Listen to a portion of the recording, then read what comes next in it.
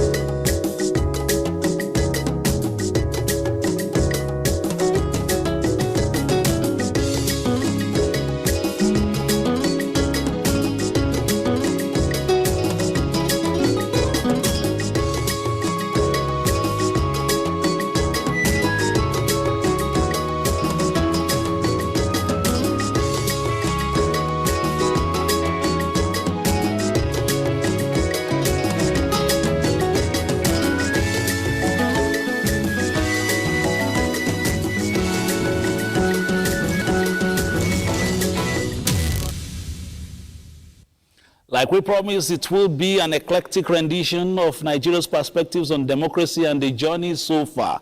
Let me welcome my first set of panelists. Some will be joining us via Zoom and also via our stations across the nation to talk about the state of the nation at the moment and, of course, our journey into democracy.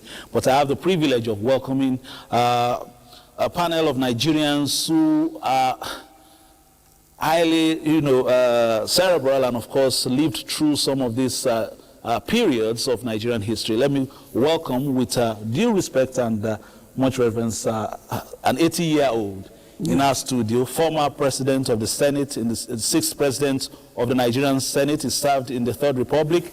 Around the area, around the time, the era that I was talking about, Senator Ame Bute, thank you for joining us. Thank you very much. Congratulations again on reaching the grade of the octogenarian. Happy June 12, too. Thank you so much, sir.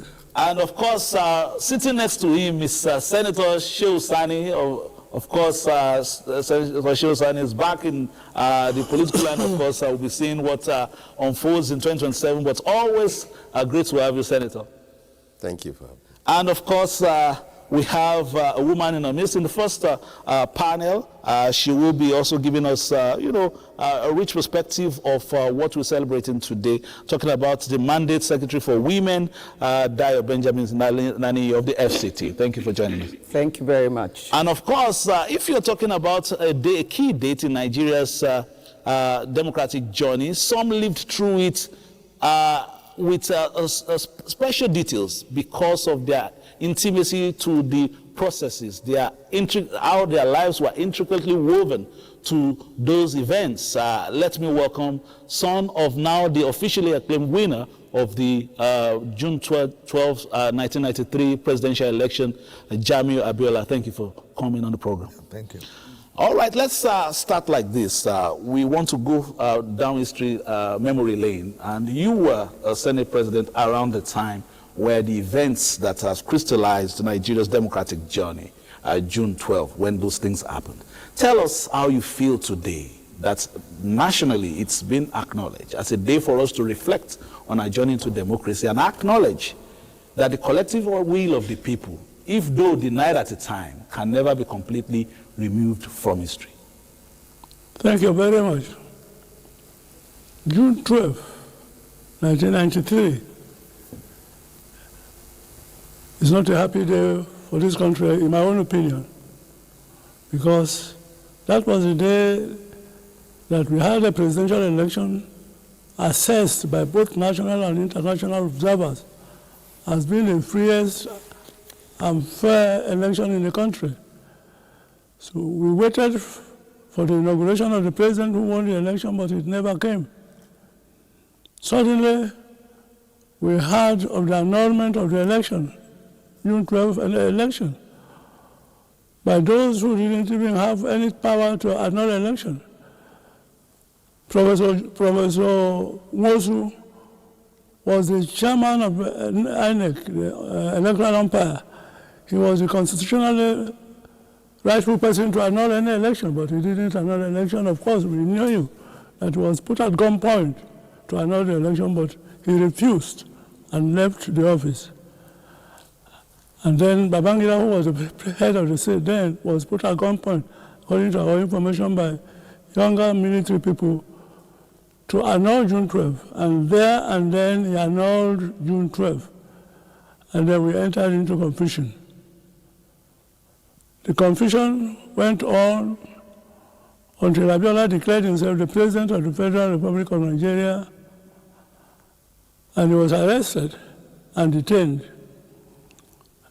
I was the Senate president. I convened the Senate in June 1994 and asked Abacha, no, not Abacha, as the president, Babangida then was the head of state, that Abiola should be sworn in as the president of the Federal Republic of Nigeria, having won the fairest election in the country. So, but that didn't take place until 17th November 1993, when Abacha again announced the takeover of government. So that was the confusion that we were in. And Abacha was in office for 5 years before, unfortunately, death called him. So this briefly is the summary of the June 12th. That on the 12th of June 1993,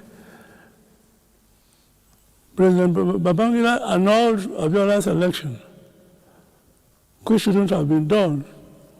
We senators, members of the National Assembly, were elected in 1992, and we were already in place in the National Assembly, waiting for our president. But when Babangida annulled the election, he told us that the interim government headed by Ernest Shoneko was to organize another election, another presidential election. Why the Abiola election was notified, it didn't say. All right, we've had so many, testaments of those things that happened. But perhaps let's just, take something for the younger generation, perhaps to get a sense of what we're discussing. And of course, from then we'll jump to this Fourth Republic and look at the gains so far of democracy. It's no longer news that it is a significant date in the country's democratic journey. Talking about June 12, honoring the sacrifices of those who fought for democratic governance. Let's take this background report by Mie Ogidi to shape our discussions.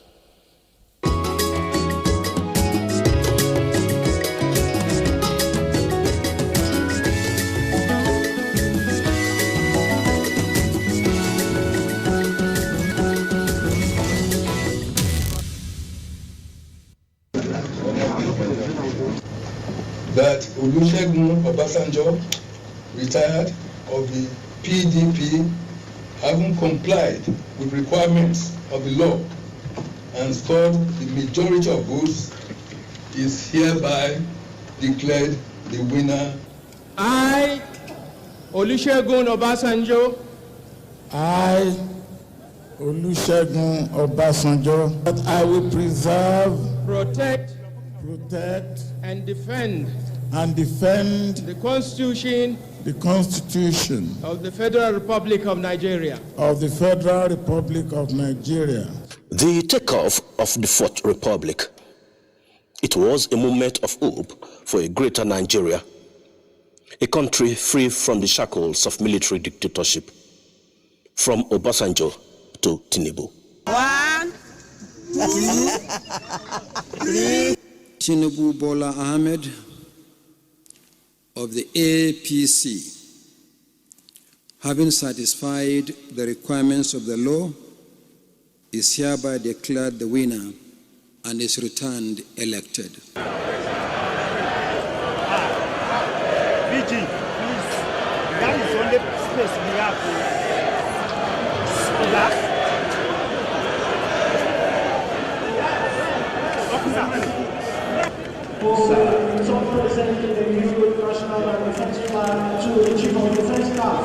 Resilience is Nigeria's national identity because within these 27 years, a lot happened. Some events threatened the soul and unity of the country. The death of a sitting president, Musa Yar'Adua, an opposition party unseating a governing party at the center, and landmark judicial judgments. The 2023 polls renewed the hope of many in the democratic process of Nigeria. For the first time, state and national assemblies had the highest number of different political parties having seats, thanks to the introduction of beavers and political awareness among the citizens. At the center of the nation's growing democracy lies this man, Chief MKO Abiola, the winner of the June 12, 1993 presidential election.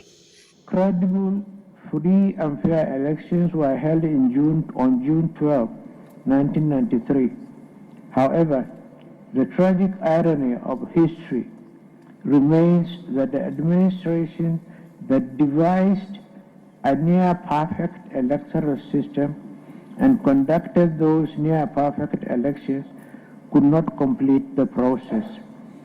That accident of history is most regrettable.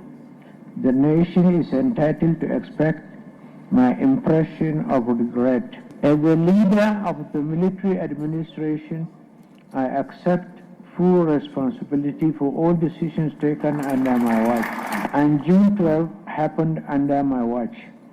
Mistakes, oversights, and missteps happened in quick succession.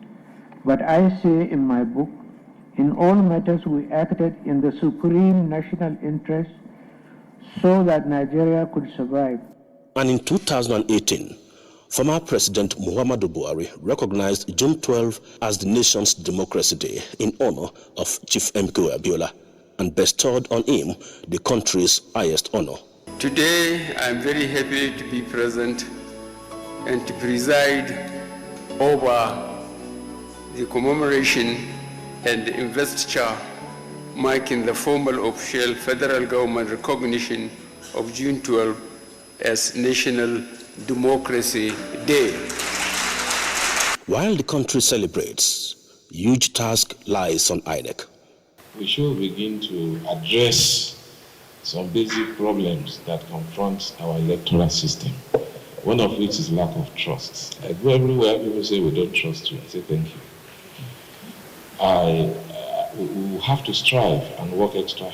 As the country goes into the 8th general election in 2027 in the Fourth Republic, all eyes on INEC, the oxygen to democracy.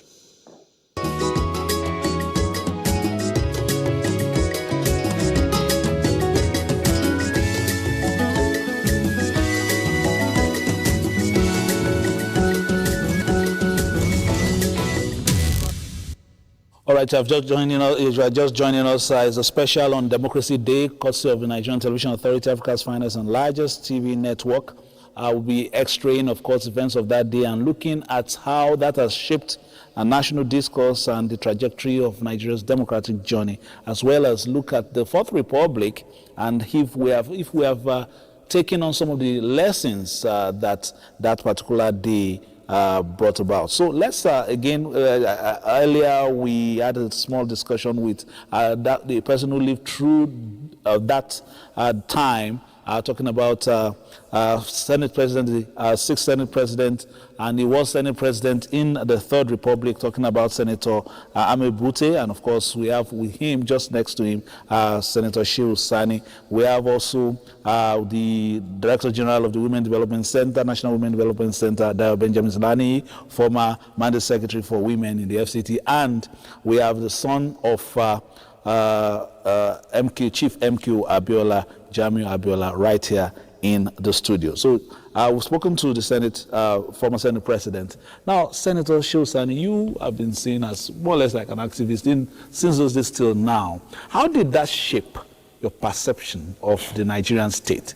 And how has that perhaps influenced some of the decisions you have taken since that time and now? Thank you once again for having me in your program.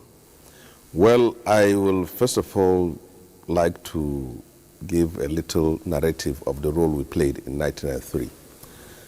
In 1993, I was not a politician. I was a student union activist and later a full-time human rights activist.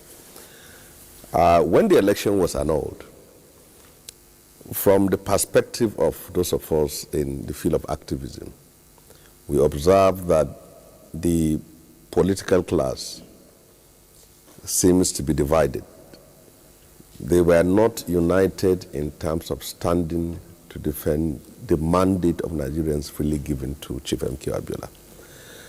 Chief MQ Abiola was unambiguously clear that he had a mandate of which he has to defend in the interest of Nigeria and in the interest of democracy.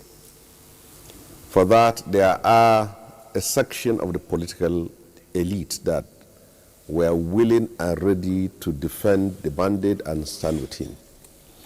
But we observed that almost about 70% of the political class were somehow saying they are dividing their legs, if there is any word like this. Some wants to work with the military, and some who actually worked for the mandate were now trying to work against it at that very time.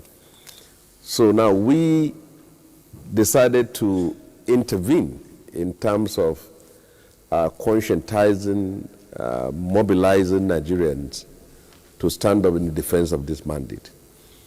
And for me, from the north, that was how I was able to reach out to Chief Gani Fahimi, Bekoran Sankuti, Femi Falana, and others, in the sense that even the civil society were somehow divided because the civil society groups from the southwest part of Nigeria were more vocal in saying that there was a bandit and there is also a subversion of that bandit and people need to protest. Politicians were not ready to protest. They were simply talking from one place to another and nothing was happening. So we organized ourselves under the Campaign for Democracy, which was led by Bekoran Sankuti. And then we reached out to groups, NGOs, professional bodies, and we set a date for a national uprising. We were sparking a revolution at that very time. And so we triggered a mass uprising in defense of that mandate. Then we had what was called sit-at-home protests, rallies and other. And then when the rallies started, it was most prevalent in the southwest and parts of the south-south part of Nigeria, because the regime at that very time tried to, in order to divide people, they tried to sort of spread ethnic and sectional sentiment in order to water down any form of popular resistance. So now we joined up, and then protests were held across the country. But it wasn't that very strong in northern part of Nigeria. So it is then that I, Obasani, the present governor of Kaduna State, and Colonel Abubakar Rengi Umar, Balarabe Musa, and Bala Usman, the late from Abu Zaria, we now met and said, this mandate was given by all Nigerians, and protest is taking place in the southwest and few parts of the north, that we need to spread it. And then we reached out, and then the protest became national. At that time, it was when the civil society groups, the human rights groups took up the battle, that now it gave some courage to politicians and start saying that this is something they should fight for. But as the protests raged, many of us were now arrested and sent to prison. I, for one, was picked up at that very time and then sent to Kaduna prison, and then to Lagos, and then brought back to Kaduna prison. And I remained in that prison until the end of Babangida's year, until Shonekan was announced the interim president, interim head of state. So when Shonekan came, and now he granted what he called pardon to political prisoners. And his expectation was that when we are out of prison, all of us will support him, but it never materialized. And then we continue with our national protest led by Chief Gani Fahmi, Beko, Falana, the Ozokomes, the Odions, the Ayo, Obes, the Alisa Abakoba, and other ones there, Chima Obani. And the protest raged on. So Shonekan now arrested us again. And I remained in prison until also after the Shonekan administration. And when Abacha came, he released me and others. And then he thought again that after releasing people like us, that we support him. But that time, when we came out, some politicians have already joined the Abacha administration. And Abiola was fighting alone, not alone, but he had more support from the side of civil society, and NADECO was then formed. And Bola Tinubu was now prominent with the NADECO arm of the political class that were in the struggle. And then we had the Wole Shirinkas from that side too, mobilizing. Professional groups like Academic Staff Union of University, National Association of Nigerian Students, Nigerian Medical Associations, NANS, all joined the protest. So now, when Abacha came in, his own thought that things will calm down because he has already appointed some NADECO politicians into his government. But those of us from the civil society group, we said no, that we have to still continue to fight. So now Abacha, we had protests all over, and then the meeting we had in Colonel Umar's house was disrupted by security. And then I was picked up again by Abacha. And Abacha spent 5 years in power, and I spent 4 years of Abacha's government in prison.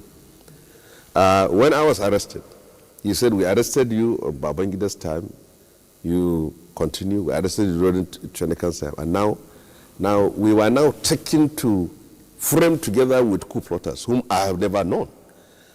People who were said to be plotting government. Me and Beko were arrested and then brought into Kirikiri prison. That was when they brought in Sheikh Musa Yar'Adua and Obasanjo. I and Obasanjo, we met at the gate of Kirikiri prison when they brought him. And Yar'Adua, we also met at the airport when they were all taking us to Kirikiri prison. So I was taken to a military tribunal, and then me and Dr. Beko, we were charged, not for coup, but for what they call managing an unlawful society, which was the Campaign for Democracy. And for that, managing an unlawful society, I was sentenced to 6 years imprisonment. And then for treason, I was given life imprisonment, and Dr. Beko was given life imprisonment. So when we were about to come out of the tribunal, then Dr. Beko asked the judge that which one are we serving first? Is it the life or the 6 years? So the judge became angry and asked that we should all be handcuffed. So they handcuffed me and I would have a leg, and then they throw us into Black Maria. That's how I found myself in Port Harcourt prison. And when they brought me to Port Harcourt, after we were all sentenced, we were all convicted, they brought me to Port Harcourt prison together with Yar'Adua. Yar'Adua was sentenced to death, but was commuted, so he was brought to Port Harcourt prison. I was in Port Harcourt prison when they brought in Sarawiwa and his comrades to be hanged on that very day. So I can see, from the window, I can see them in chains coming into to the gallows to be hanged. Because the culture in prison is that if anybody is going to be hanged, all inmates will be locked in the cell, and people they call VIP like me and Yar'Adua were only the ones that are allowed to. So we saw the Sarawiwa and his comrades brought in handcuffs by military. And like they all sat down on a bench as if they are meeting a medical consultant. So they bring this one in, go there and hang him. Bring this one and go there and hang him. That's how they did to all of them. We can all see them in that way. So when I was in Port Harcourt prison with Yar'Adua, now I wrote an article. And when I wrote an article, it was published in Boston Globe, a US-based magazine. And then when Abacha read it, he said, okay, we are still in prison, we are fighting. Okay. So now I was taken away from Port Harcourt prison. I was sent to Aba prison in Abia State, a place which I have never been to in my life. Yar'Adua was taken from Port Harcourt prison and sent to Abakaliki prison, where he died. So I virtually spent 4 years in prison from the beginning to end as a convict, wearing uniform, because people don't know the difference between awaiting trial. When you are awaiting trial, you wear your clothes. But when you are convicted in prison, you have your own white cloth with a number, and you are formally a citizen of that place. So after I was taken to Aba prison, and then Abacha died, then Abdul Salam granted us, so you see, amnesty. So we came out of prison, and then we went back to our home and continued our activism until 4 years later I joined politics when democracy finally came. So this is a bit of history of what we have all went through. So to us, June 12 reflected unity, it reflected genuine democracy. It was also a moment when Nigerians came together and kept aside all their differences.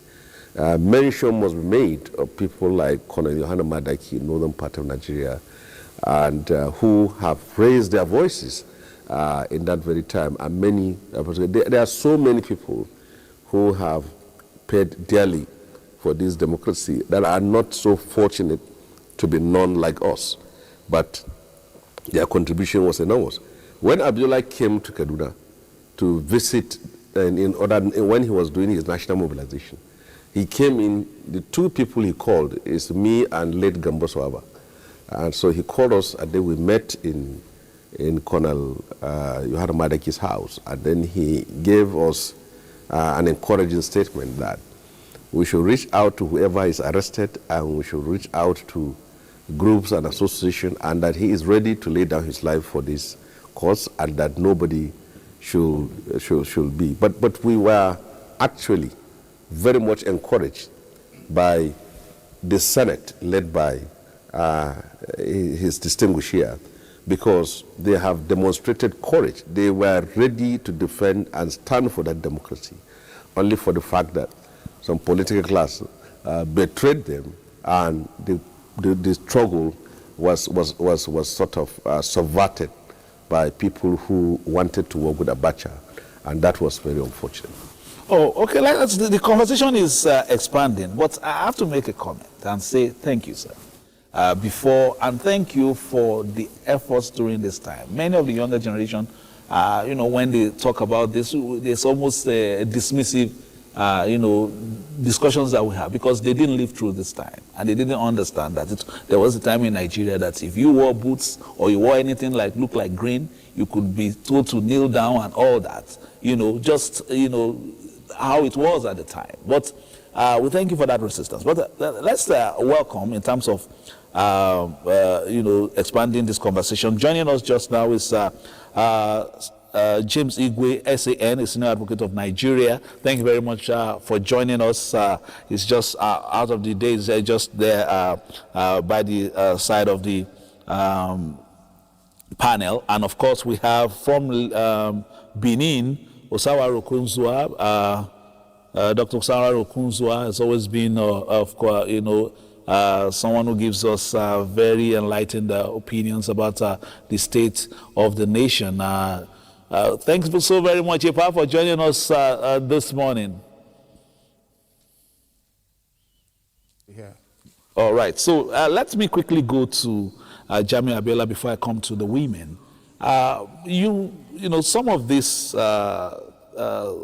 things that Senator Shehu Sani just spoke about, people who lived through this, must evoke some memories from you of the time. And the family went through all this, and Nigerians were behind you, knowing that it was not just only about your family, but that Chief Mkabila's struggle, your father's struggle, epitomized the collective will of Nigerians putting their thumbs on paper to say this is where we want the destination of state to go.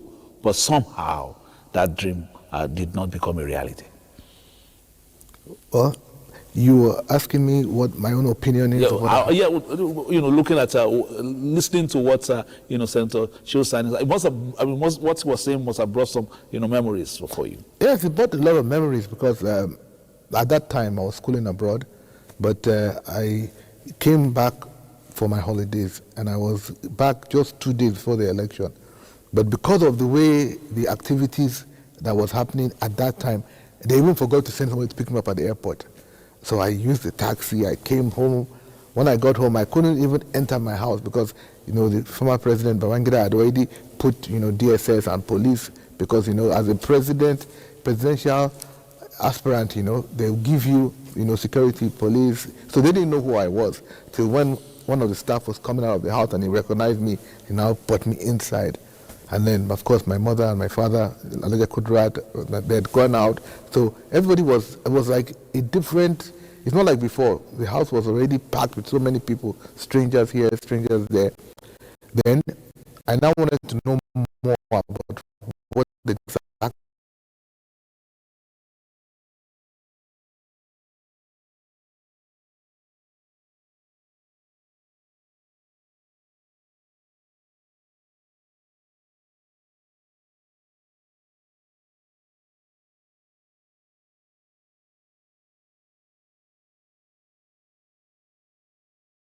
was happening before, because I wasn't living but I had something or he's 10 at night. He has said that because for more than 20 years he has been going around Nigeria.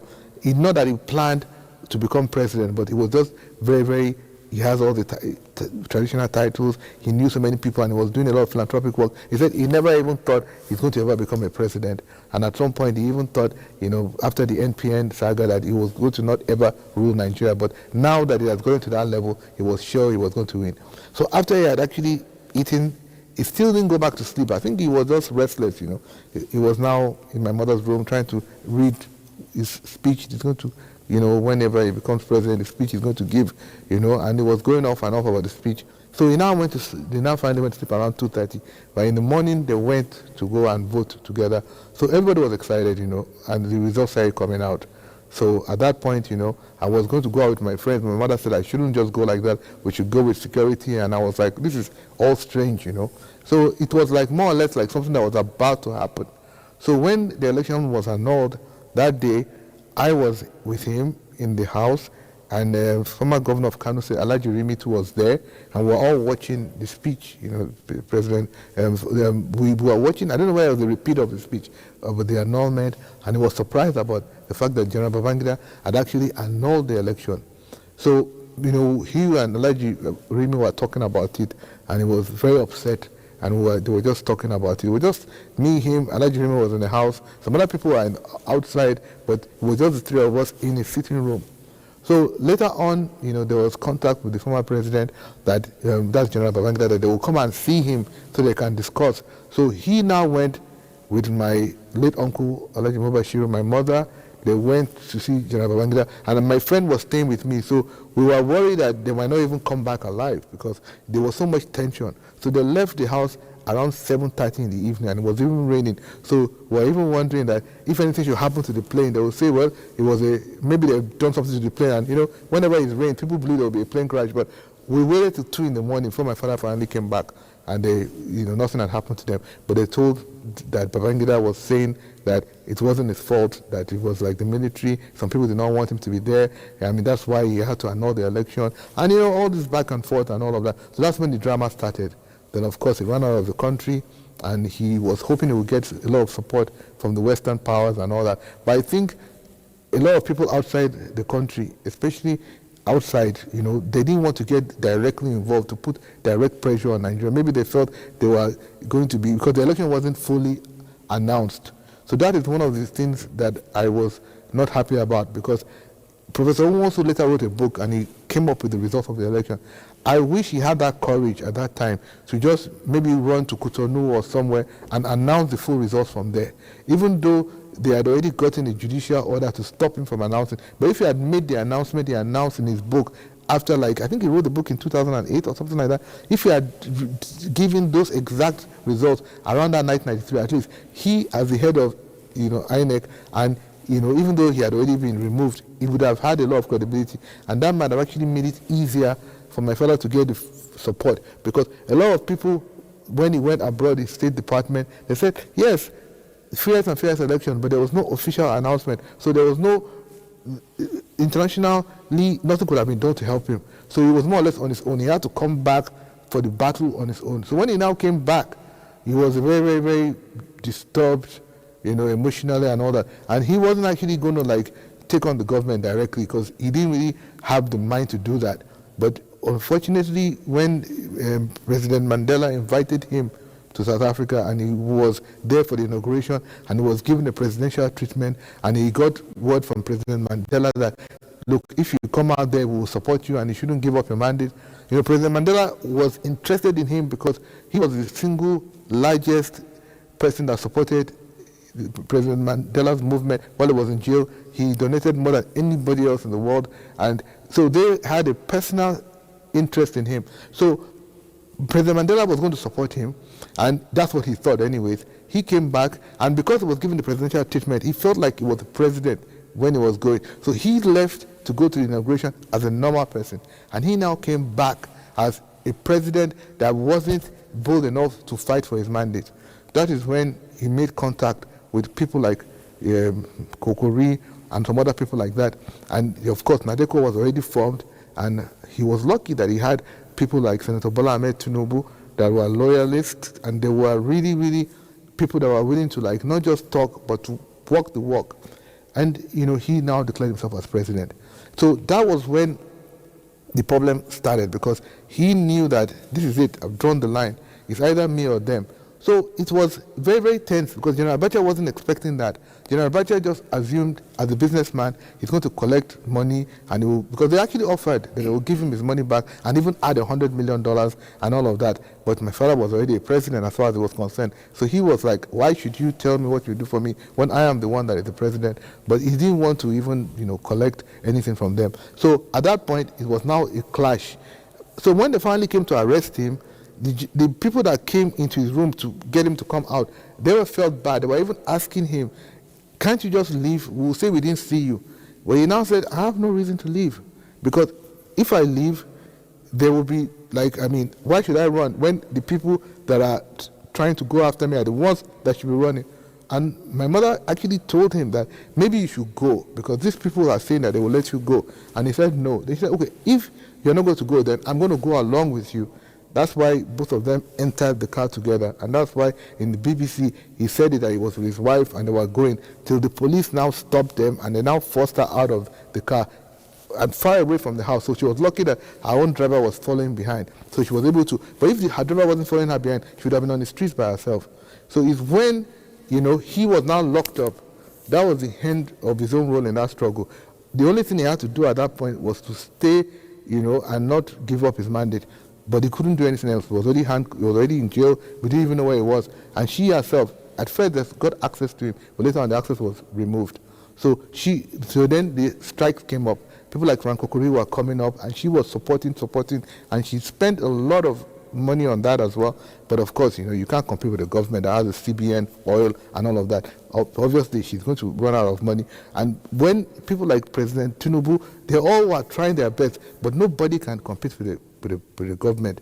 So eventually, when everything scattered and the government disbanded the strikes and all of that, the struggle was more or less dead.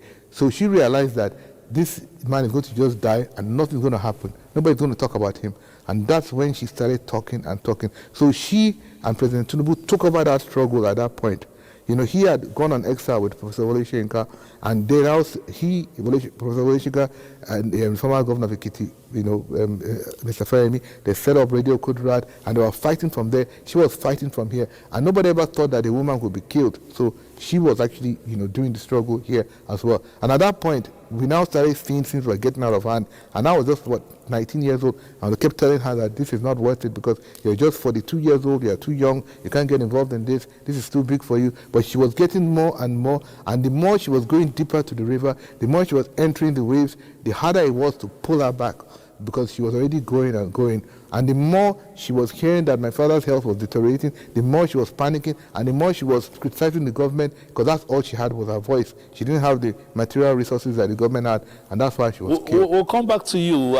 We need to quickly get to Abeokuta, where the day is also being commemorated. Lekon Agbonde is there. Lekon, what's happening in Abeokuta at the moment? Tell us. Yes, thank you very much.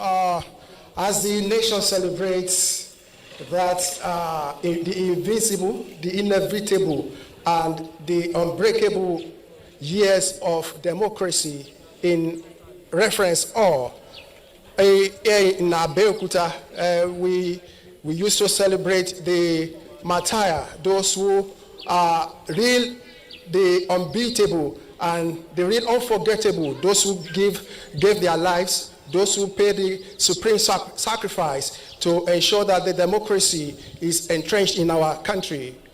One of them, the iconic MKO Abiola, who won the election, and the martyrs of democracy. Today, here in Ojagbo, in Abeokuta, where every year it has been a routine where Muslims faithful gather here for prayer, for the repose of the soul of MKO Abiola, and those who pay the price for the supreme sacrifice has been celebrated. But today, everything just lie low as there's no anything going on. The residents of this area were disappointed that the annual prayer is not holding, and they were not really happy because even they said that there was no information that the event will not be taking place. Early in the morning, the Allah Salatus have been here just to honor the late MKO Abiola and other people who have paid the supreme price, even those who are still living who have paid the price. And one of the youths is Quadri, who is here with me. He expressed his displeasure that the event is not taking place. Mr. Quadri, now, every year this place is a beehive of activities for prayer, but today it's not taking place. What is really happening? I can't say what really happened though, but we just came here this morning and we met a lot of people here. They are just ganging around in groups. I was like, what is going on? Is June 12th it's not going to be celebrated here today?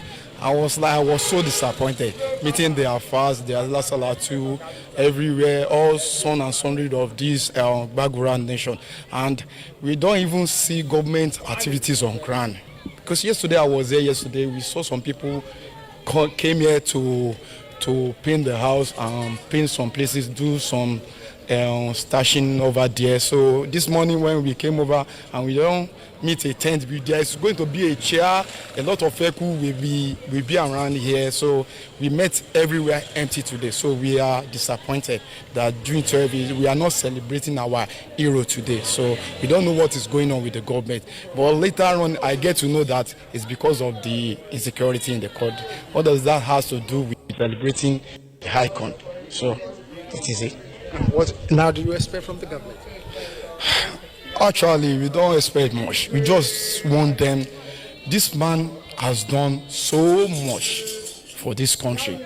This democracy we all enjoy today is part of his doings. So we have to put something in place today, even if it has to do with the security situation in the country. So do something. Let the affairs sit. Let them pray for his soul. So everything. So we don't beg for money from the government. We just want our hero to be celebrated. That's all we want. Thank you very much. We also have an elderly man here who also expressed displeasure. Baba, good morning. Good morning. Now today, how do you feel that the annual celebration that has been the routine is not taking place? I'm very sorry. I don't know what I can say, because the kind of celebration is very wonderful. Every year we are doing this thing, but this year is empty. And I see no reason why. No governor, no tent, no chair. Everything is empty. I'm very surprised. But if it happens that you can tell me whether you get the news or not, I can't definitely say. So I see no reason. I can't say what is happening. I don't know what is happening. No news, nothing whatever. I just came here, I see everything empty. Thank you, Baba. Okay. Thank you very much. All right, that is from here in Abeokuta, Ojagbo. Back to the studio. Thank you very much. Thank you very much. I need to, before I, come to you and I understand the mood, let me just bring in, the woman representative here. Are we forgetting quickly? Today is more than a date. It's really not about the celebration, just as we've heard. It's a commemoration of the sacrifice for patriotic DNAs and distinction. The late MKO Abiola and the very nostalgic representation, retelling of the story, clearly positions our whole discussion here today, not just as a date or a day on a calendar, but a mirror to our consciences. In many ways, a compass that challenges every one of us in the place not just of advocacy, but translating just like what we've seen, but now to what must become a call to action. In the story that Jamu just shared, we see again and again the reference to the heroine in the story. I always say it's one thing to have history, his story, but what is important now, and of course with my representation for Nigerian women here today, it's about her story.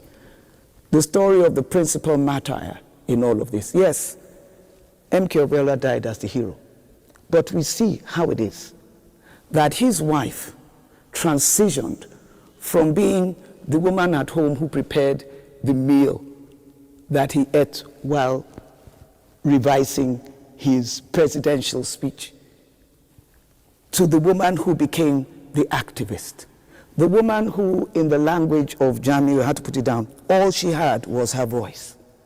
And she walked and walked till she went deeper into the river, into the waves. She used very poetic, strong rhetoric of spoken word to bring us to the place where we see the profile not just of Kudirat Abiola, but really of the positioning of women when it comes to the national estate.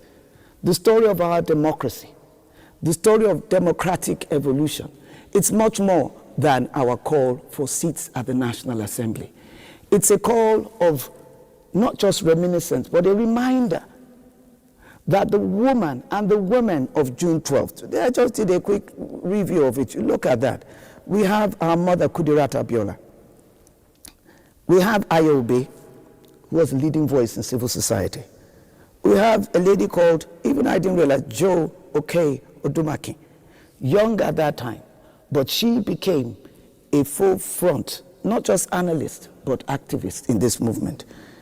Beko Akonde, quietly within the civil society networks. Like I said, there are many unsung heroes and unsung heroines.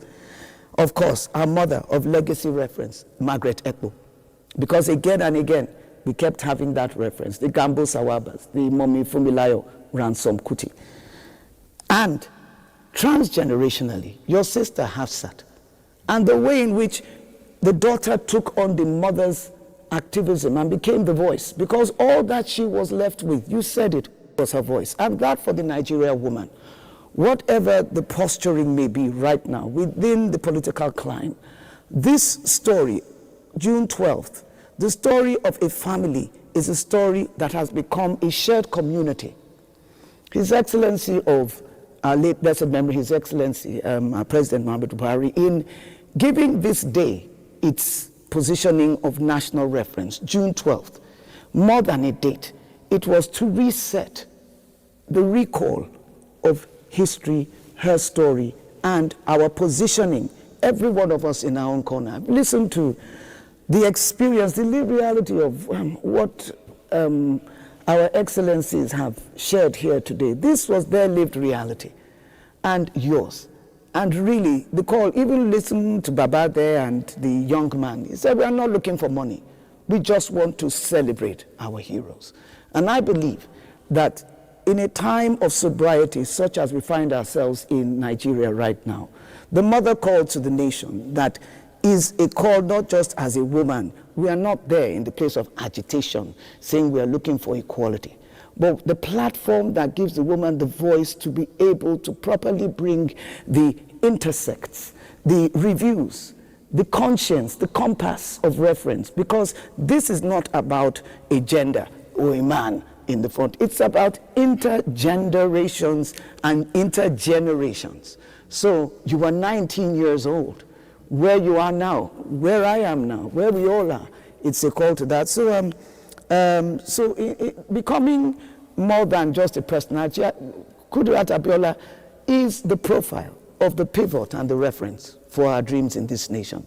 As the DG of the Mariam Babangida National Center for Women's Development, look at that, the Mariam Babangida, right at the center of this conversation, again and again, we're talking about His Excellency President, Head of State, Ibrahim Babangida. Now we come to the Mariam Babangida pivot, which is a pivot for Nigeria women that repurposed our own articulated reference within different socio-economic, transformational, socio-political frameworks that today has become an apex center of reference. The Honorable Minister of Women Affairs calls it the woman o'clock of Nigeria. A woman o'clock in which we're able to, taking Mr. President's declaration of 2026 being the year of family and social development, to review and reset policies that bring to the implementation of political action, collective connection. You know, our collective connection is enshrined in what we declare: unity, faith, peace, progress. That unity, I see you looking at me and trying to stop me because yes. You are taking me to a lecture theater, but I'll come back to you. You know, but what I really want to say, ahead, and my emphasis quickly, is this: history for Nigeria and democracy is not just about his story, it's also about her story. So that I want to believe that the next panel, you would not just have 1, 2, 3, 4, 5 men and 1 woman. You might bring 5 women and 1 man, or balance it. But whatever the case may, so that we can get a shared experience. In my defense. Thank you. In my defense, I had 3 women to 1 man for 2 weeks ago, up to 2 weeks ago when we had the Democracy Day. Okay. So I'm trying to balance with the men this time around, because fine. the men we believe in equity. to say, if you did no, where were the men? So let's quickly go to our SAN very quickly. Look at our democratic journey and look at where we are today. You have heard the stories of those who have, you know, paid the ultimate price, those who didn't care, and also almost embarked in incarceration tourism across the country, like you know, Madam Shirosani, Senator Shirosani here, because it was almost like some kind of tourism in visiting different you know, prisons in Nigeria.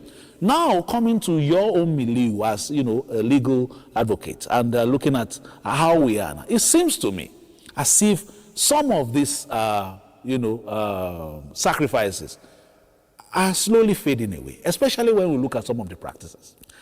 For instance, hardly does any election go that doesn't end in litigation. In fact, politicians keep money aside for you, the lawyers, apart from their election votes. They keep money aside for lawyers because they know it will get there. So where are we? When at a time we conducted elections in this country, the problem was not whether it was free and fair. It was just because the collective will of the people was being pushed down, was being, our throats were being stepped upon by the steely hands of the military at the time. But now we are enjoying the windfall from the sacrifices and the sweat and incarceration of many. We now have processes where people have, you know, what we used to call colloquially in those days as jangirova. You move from one to the other, playing politics of self. How would you, from the legal aspect, look at this? And how can we perhaps eschew these bad habits?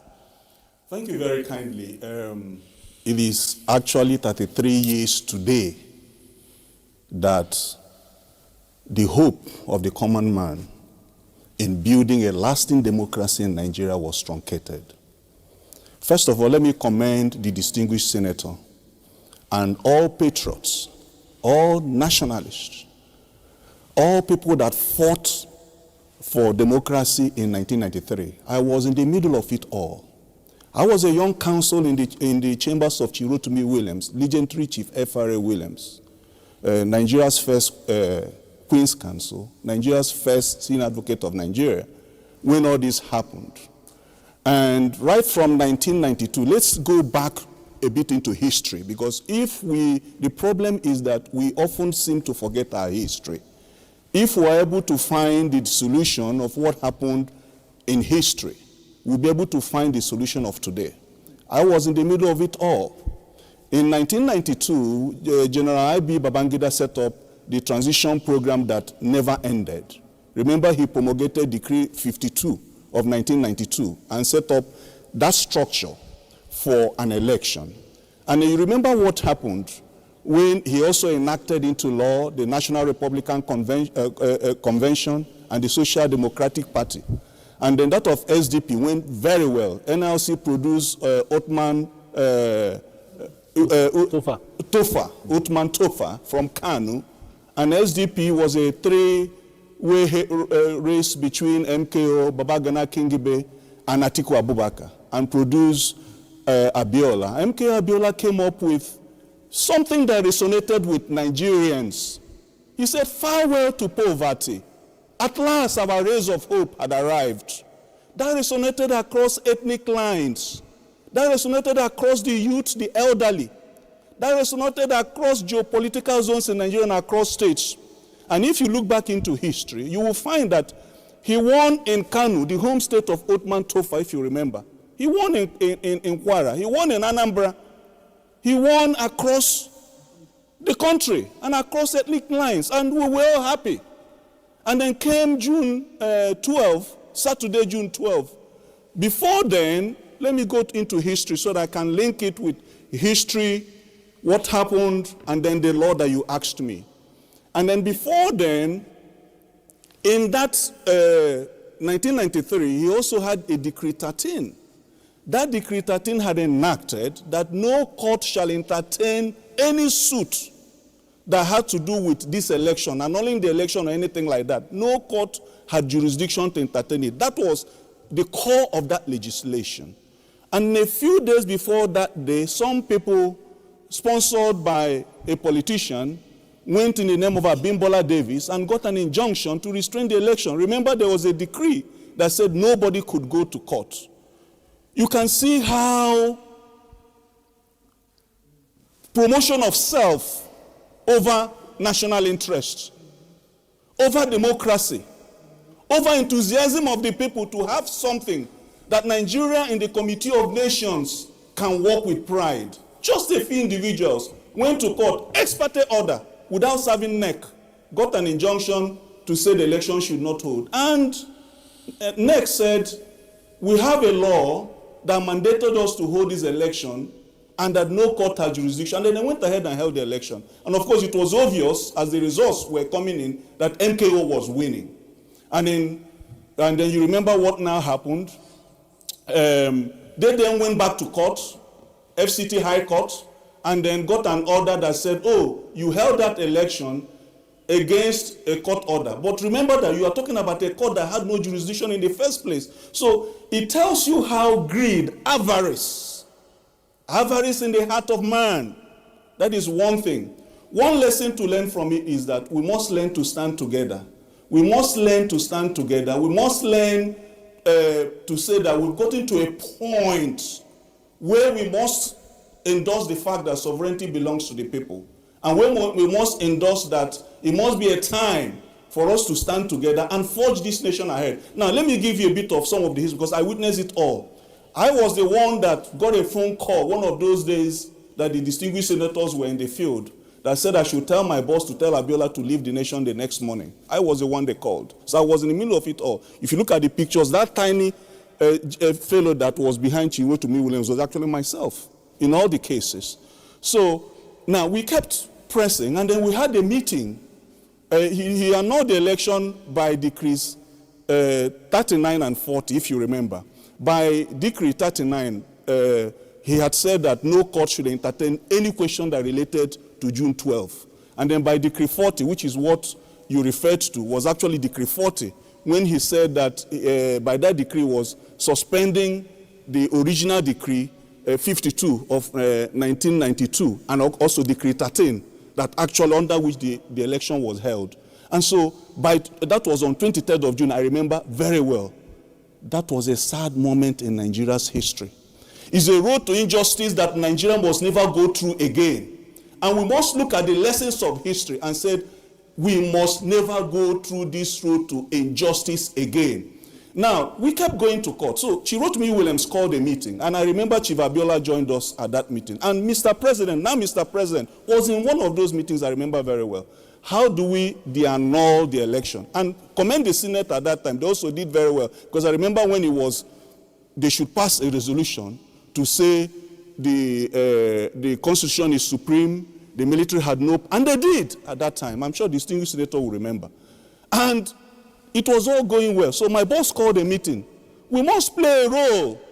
We cannot keep silent and allow this nation to drift into anarchy.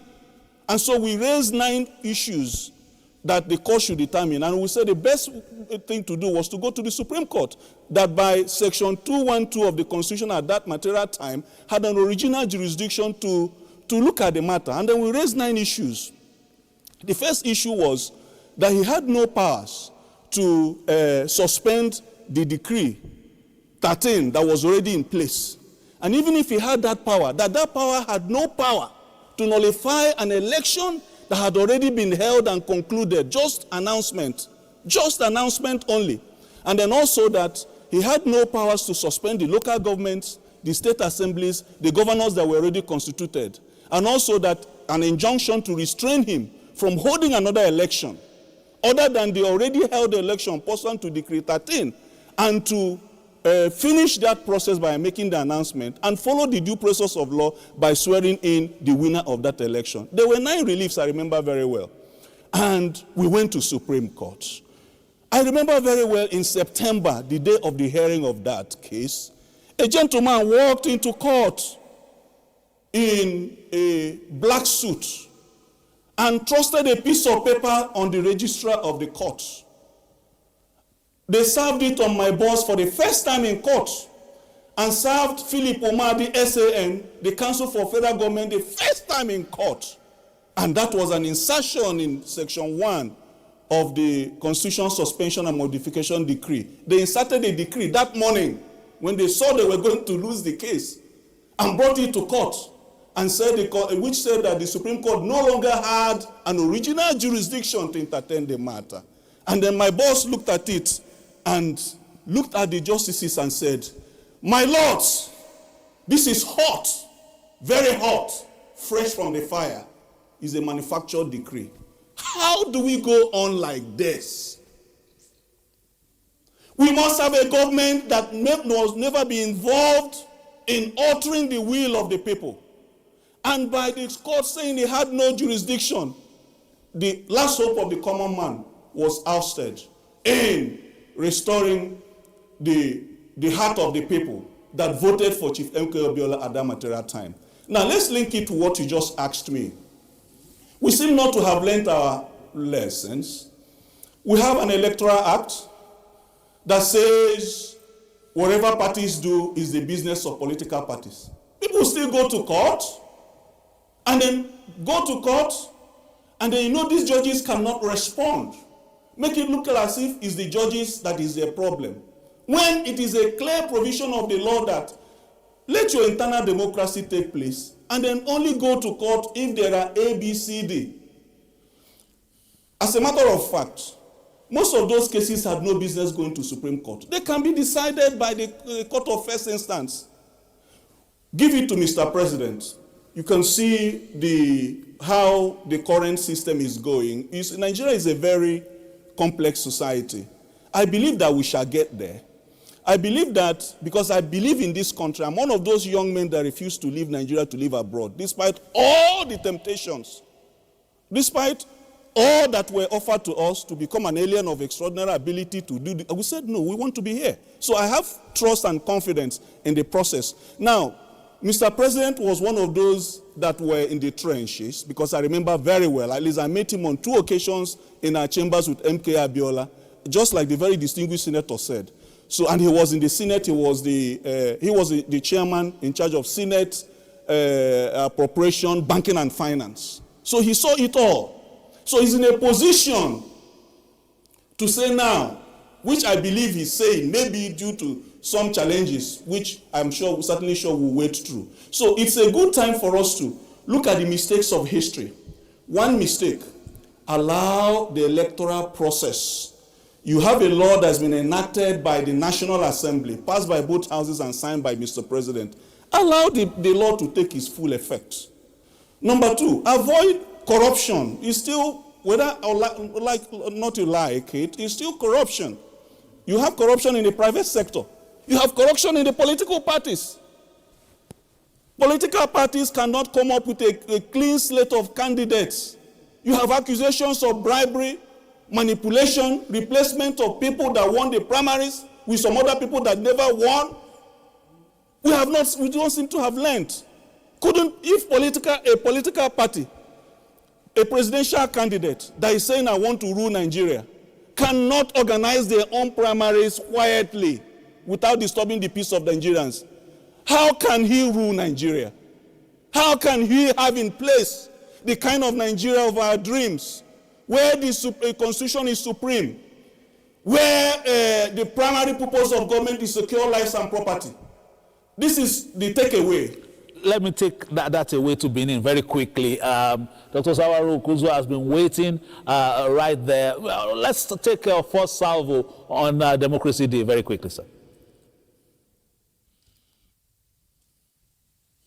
All our compatriots and all those who helped us to see this day, 27 years after, we should celebrate the very sustenance of this democratic experiment or project, even as most of our compatriots, just like the senior advocate was saying just now, you still have a lot of loopholes in our democratic practice and a lot of bumps too in our democratic journey. But it is there all the same, and we should apply all the lessons we have been accumulating since 1999. We should keep persuading our compatriots that democracy is better than any autocratic government.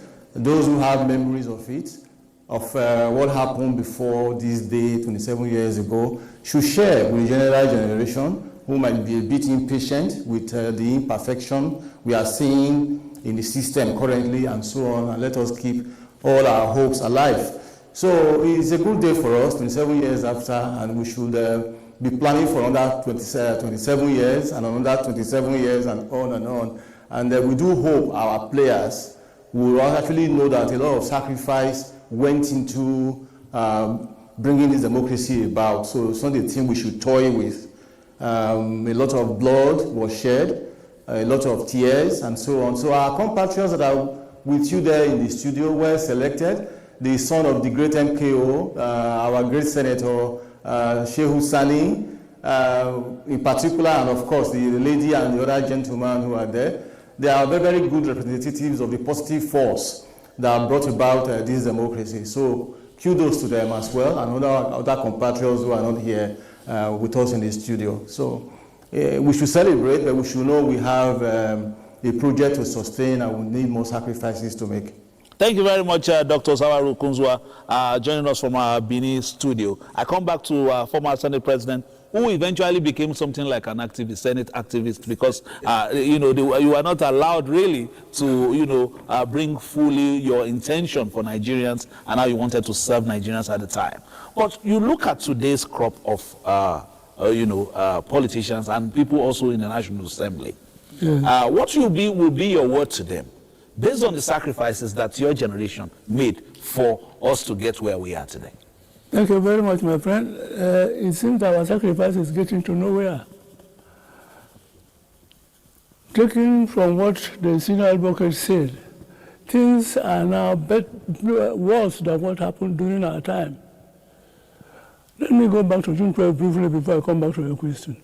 Go ahead, sir. It seems to me that what brought about June 12 was the conspiracy of the military brass to rotate presidency among themselves. Right from the time of Sheikh Shagari, Buhari took over from Sheikh Shagari without good reason.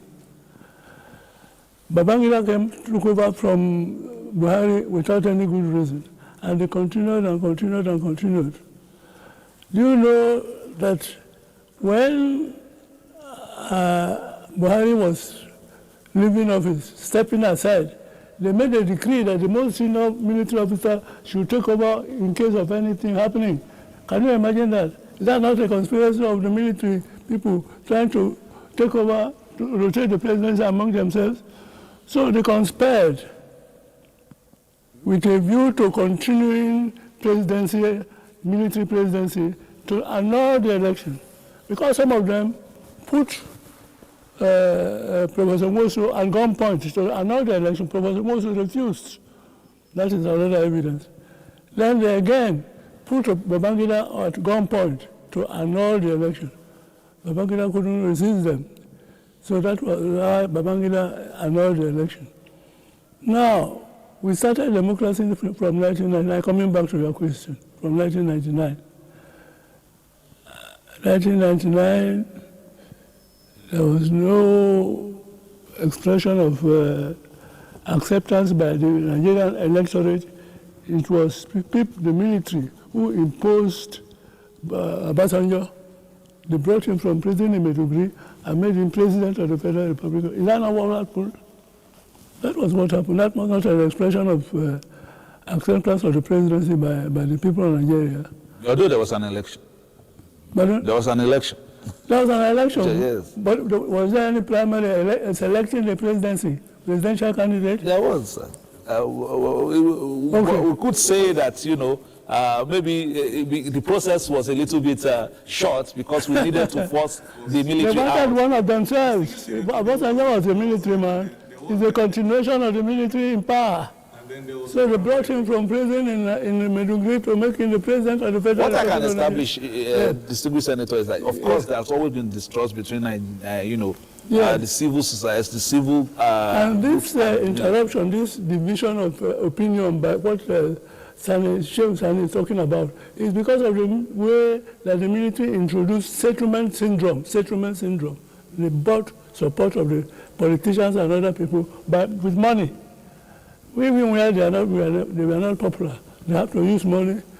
I don't want to mention names. Also, the person, the military president who introduced settlement syndrome, that is not by the popular opinion of Nigerians, by money. And that has taken over our democracy system. As the senior advocate said, what is happening in Nigeria today does not near democracy in any way, especially if it comes to selecting candidates for the main election. You take millions of naira from a candidate. If he comes to the house, what does he do before you nominate him? That is not. Then the governor spends so much millions to get nominated as a governorship candidate. If he comes to the office, what do you expect him to do? So this is the situation that we have. That's why I'm saying that the situation is getting worse than what we had in the Second Republic in 1979 when we started the presidential system of government. So we have to have a rethink. Yeah. We have to have a rethink. I don't know how we are going to solve the problem. That in morning we have to change the value system of this country. Leaving emphasis, not placing emphasis on money. Placing emphasis on money is a devil. Is a problem that we have in this country. Things are not depending on integrity, credibility, accountability. Again, it's only on who has the money. So value system must be changed in this country, from money to integrity to credibility and so on and so forth. Let me take from your contribution, sir, to Senator Shehu Sani. They are in the, in the political milieu now. He's been there and is, also vying to return. Yeah.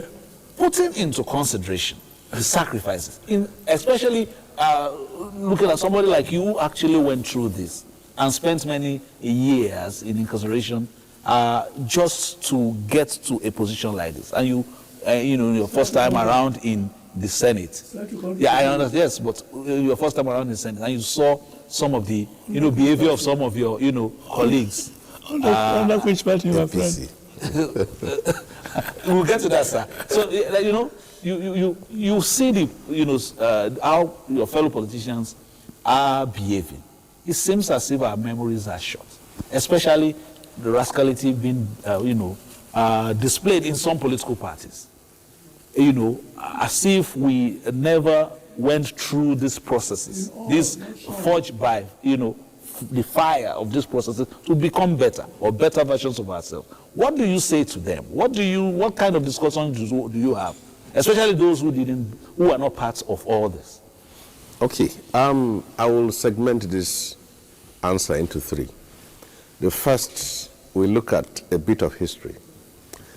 In 1998, when Nigeria was transiting to civil rule, the forces in the forefront of the struggle for democracy were skeptical in terms of embracing the fact that we are transiting to civil rule. Had they become disillusioned? Hold on then. General Abdul Salam, to be fair to him, called everyone, particularly those of us in the activist side. He said he is sincerely and honestly working towards transiting Nigeria to a democratic rule. And he called on us to all join. Either we go and form our political parties or we work together with others, and then so that we can take part in elections and governance. We held a meeting in Lagos, and there was division among us. From the side of the Chief Gani Fawehinmi and Beko, we said we don't trust the military and we want to continue to fight. And General Salam was not serious because we submitted to him a set of demands on Sovereign National Conference, Government of National Unity, and restructuring proposal, which he said he is not interested in that. He simply wants to hand over, that if there is anything that will happen, let it happen under a democratic system. Now, in that meeting, the other side now argued that, which was led by Bola Tinubu in that meeting, he said, if we don't embrace this transition, we'll be left out. And there was a heated debate. And then it was now that Tinubu and others said, I can remember he stood up and said, if we don't participate in this election, if we don't contest elections, some other politicians who never fought, who never struggled, who never paid any price, will organize themselves and take over power. They had a heated debate with Gani Fawehinmi at that time. He went out of the meeting. Tinubu went out of the meeting. He said he's going to participate. And then he took part in the process of the formation of Alliance for Democracy, while those of us from the other side said we will continue to fight. And by the time we took that decision of continuing to fight, politicians have already occupied all the space, including most of them who worked against June 12 and who worked with the military. So it took about another 4 years, 2003, for Gani, Beko, and so many of us to realize that this democracy has come to stay.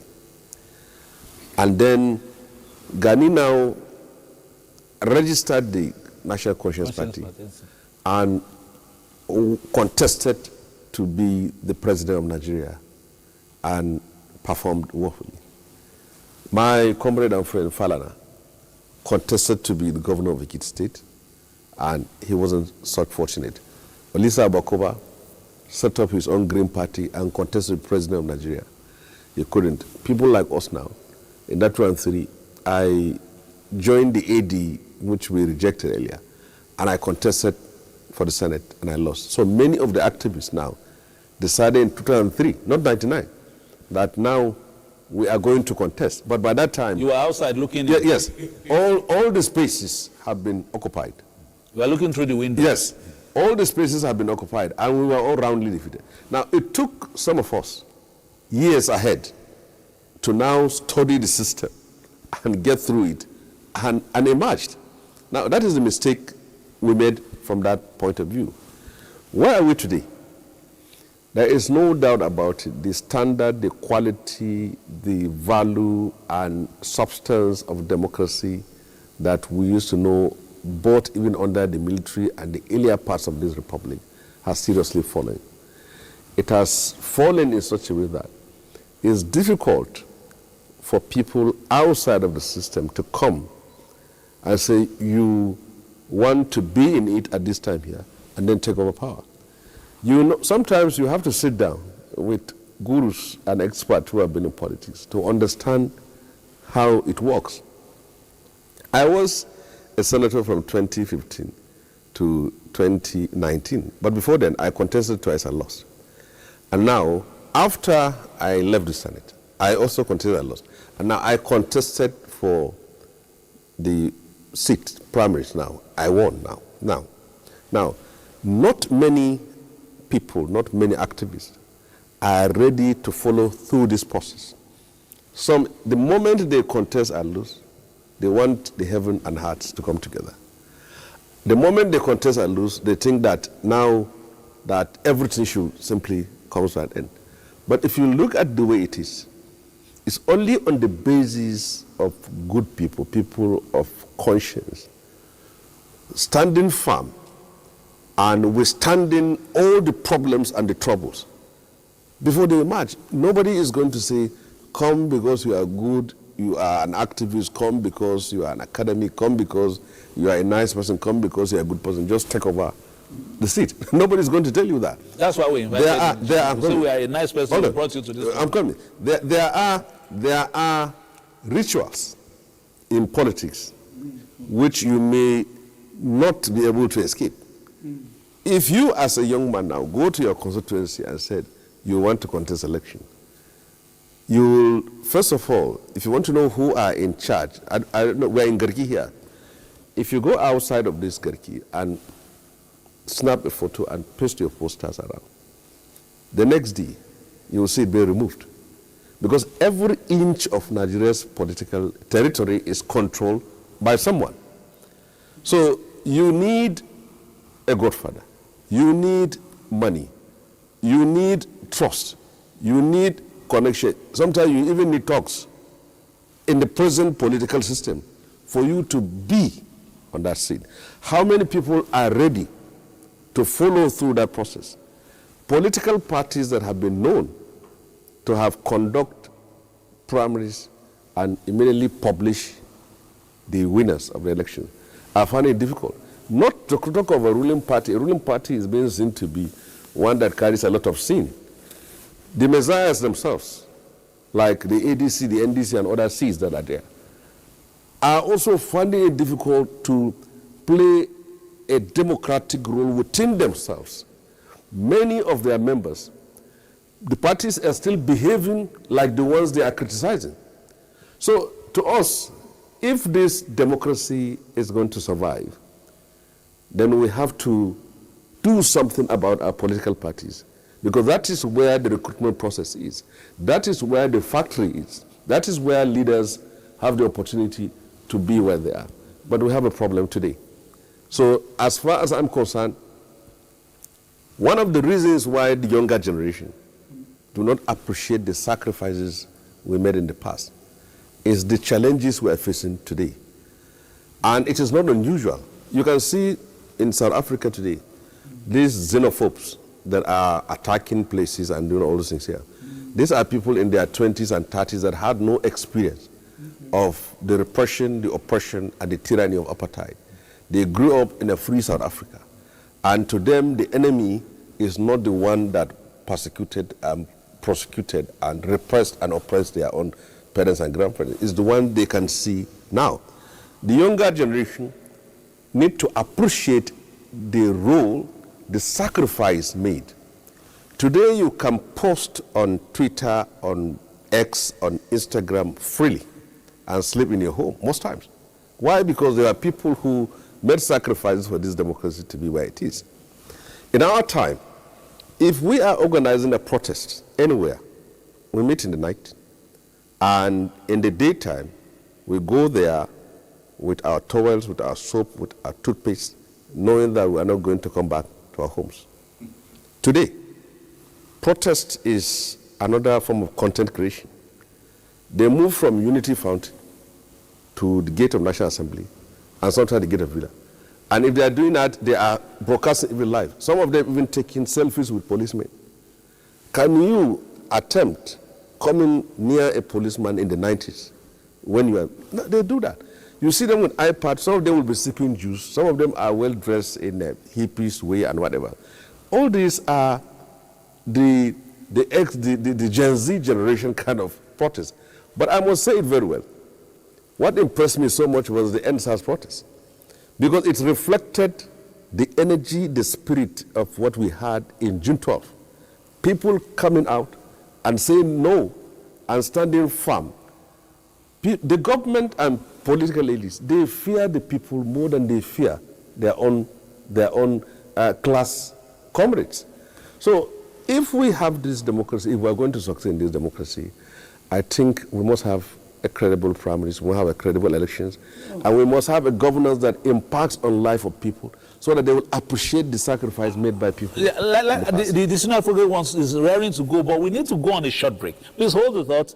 You're watching a special series on democracy, the courtesy of the NTA. It's the only station that can give you because we've been here throughout Nigeria's journey into nationhood. We'll take this short break, we'll be back.